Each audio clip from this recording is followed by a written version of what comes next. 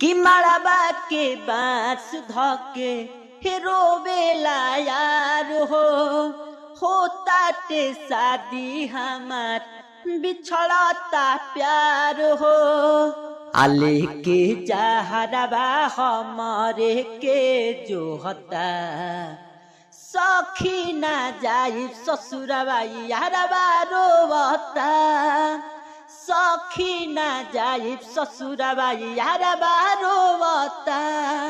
दोस्तों ये लगन का न्यू ट्रैक सॉन्ग है, वेफाई सॉन्ग है, सैड सॉन्ग और काफी अच्छा सॉन्ग है। लगन का सॉन्ग काफी अच्छा सॉन्ग है, तो वीडियो को लास्ट तक जरूर देखना। वीडियो अच्छा लगे तो वीडियो को लाइक कीजिए और शेयर कीजिएगा। और इस गाने को न्यू सिंगर या कोई भी सिंगर इसे गा सकता है, बिल्कुल कूल एंड फ्री सॉन्ग है।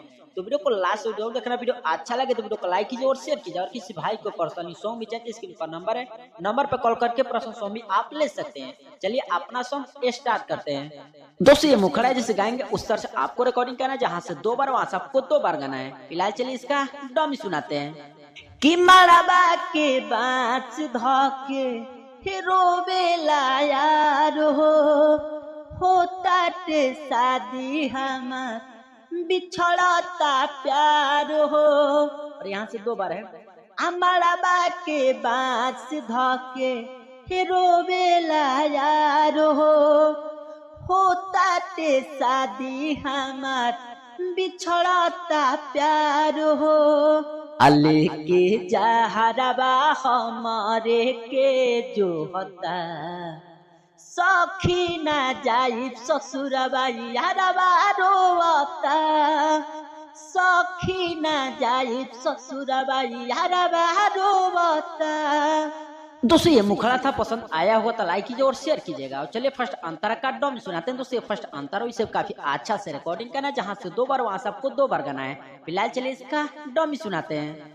मजबूरी रहे सखी गारबा के धोखा देले बनी नाला भारबा के और यहाँ से 2 बार है।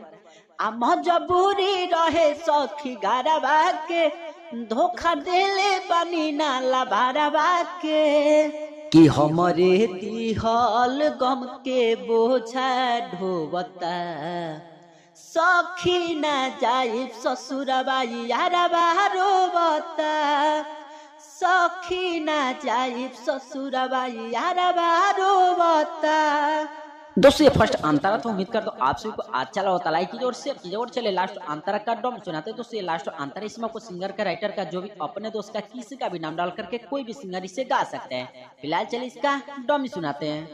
कैसे कही सुरीला से बतिया हो आज अखरी हो हमारो रतिया हो कैसे कही सुरीला से बतिया हो आज अखरी हो हमारो रतिया हो अरे बहताया सुदुनो हाथवा पोछता सखी ना जाई ससुरबा यारबा रोवता सखी ना जाई ससुरबा यारबा रोवता।